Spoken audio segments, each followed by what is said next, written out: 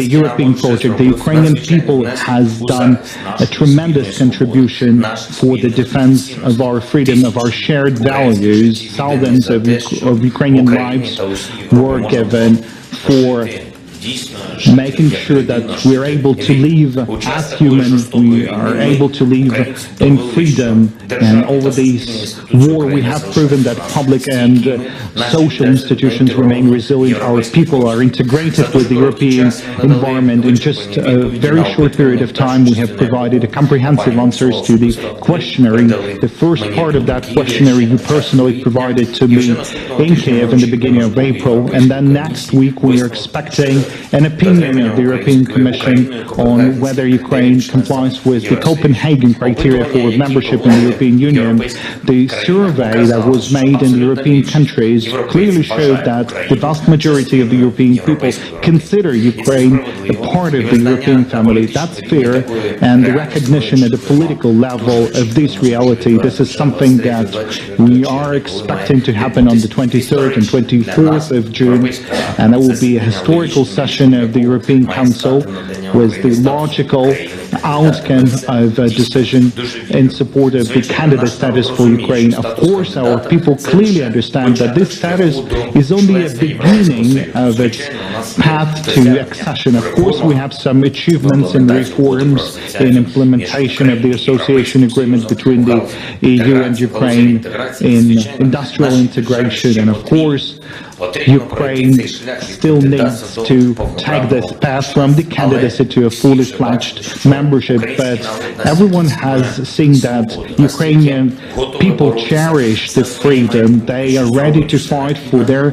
futures. That is why they will do everything for their integration into Europe. The European project will not be able to be finished without Ukraine, and it's evident now when Ukrainian people are defending the future for themselves and for the other nations in Europe. And I'm grateful for the EU for the sanction policy against Russian Federation. That helps a lot in our struggle. This sanction packages has become a tool for exerting pressure upon Russia. Unfortunately, the war continues, and so we would need to have a seventh package of sanctions. It has to be even stronger.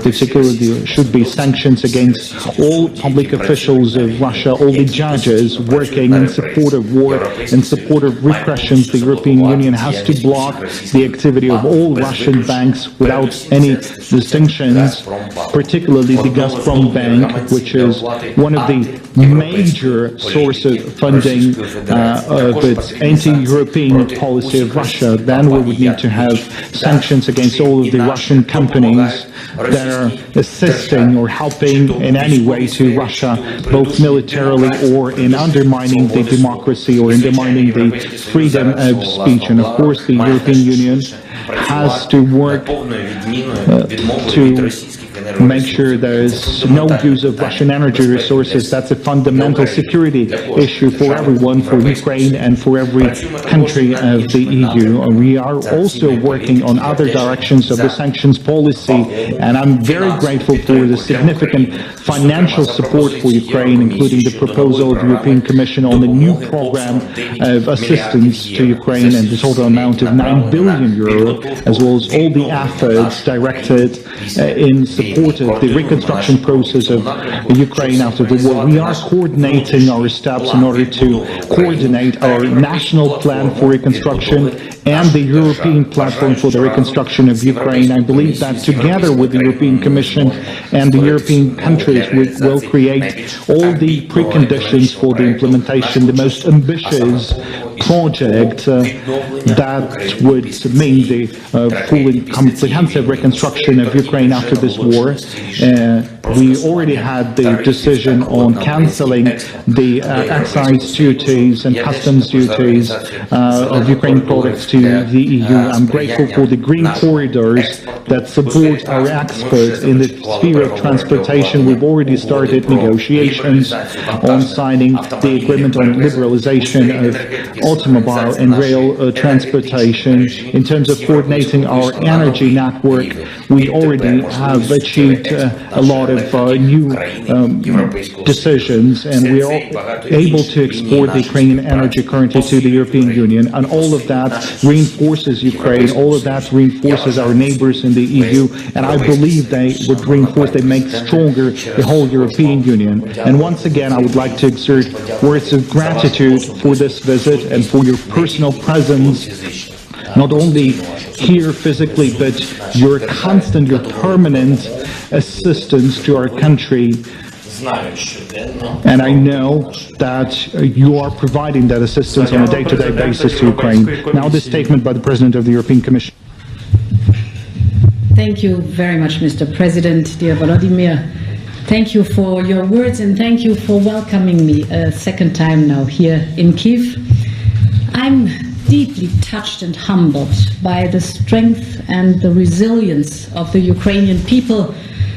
Now, 2 months after my first visit, we see that the brutal fighting continues in the east and in the south, but I must say it is impressive to see how strong the Ukrainians are defending courageously their country in these very difficult conditions. And, dear Volodymyr, we're mourning with you. We share the tears with you about the loss of lives. But I also see here in Kiev that life is springing back to Kyiv. I see that people are clearing the rubbles. You're building again the bridges. You are starting to really returning people from abroad. They are coming back to the city, and this is a good sign. So today, indeed, we are here. I am here to have a working session with you. There were many topics where we took stock, where we stand. First, I want to report on our joint work on the reconstruction. Together, we are working on a reconstruction platform. It is amazing to see there's an enormous will outside Ukraine to support the reconstruction, be it the member states, be it other friends and partners of Ukraine, but also the international financial institutions, NGOs, citizens, civilians, and of course business is very interested in supporting Ukraine for the reconstruction. What we want to do together with that platform is create a common direction of travel, have a very clear roadmap on how to deliver and how to orchestrate this reconstruction, full transparency, full accountability to help Ukraine rise from the ashes. This should be a process that is fully owned by Ukraine, of course. What we can offer as a Commission is we have a long track record of experience how to manage those situations, and mainly how to manage the investment with reforms. We share the same objectives. We want to channel the investments and deliver reforms so that we improve the lives of Ukrainians, we rebuild Ukraine, we make Ukraine attractive for investors, a conducive environment for the business sector, and of course, support Ukraine in pursuing its European path. This is so important to have the combination of reform and investment. Of course, Ukraine was already on a good track before the horrible and atrocious invasion of Russia. Ukraine is a solid, well-grounded, parliamentary presidential democracy. It has robust and well-anchored institutions, a functioning administration at all levels. I think it pays off now that you did the reform on decentralization. We see it on a daily basis in the work with the Commission, that at all levels the administration is functioning despite the war, be it the local level, the regional level, or the federal level. So there is a resilient administration that is fully capable to function for the country under incredible circumstances. We see a country that is highly digitized. I told you already that my high respect for the level of digitalization you have, it helps during this war.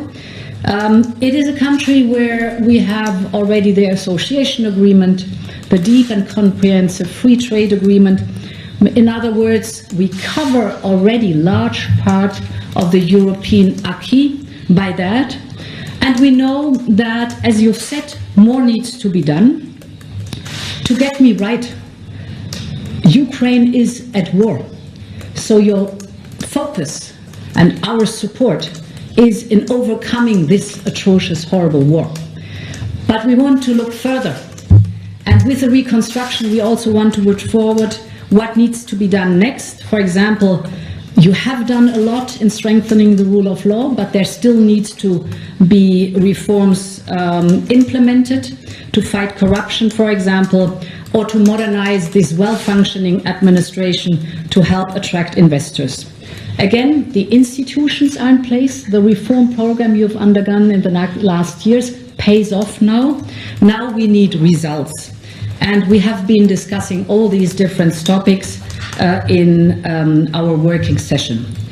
As you know, the Commission is currently preparing the recommendations, the so-called opinion for the EU member states. We have been working day and night on this assessment, and I promised to you in April, dear Volodymyr, that we will be tirelessly working on it.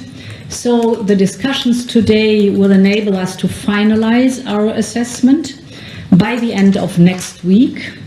The path is known. It is a merit-based path forward.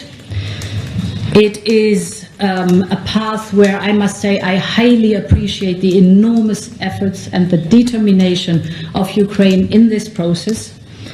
The people of Ukraine have proven incredible strength and motivation and stamina. So I'm deeply convinced that we will together, you will overcome this horrible, atrocious war. We will and you will rebuild this beautiful country and modernize Ukraine. And I just want to say we stand by your side. Slava Ukraine. Дякуємо за увагу.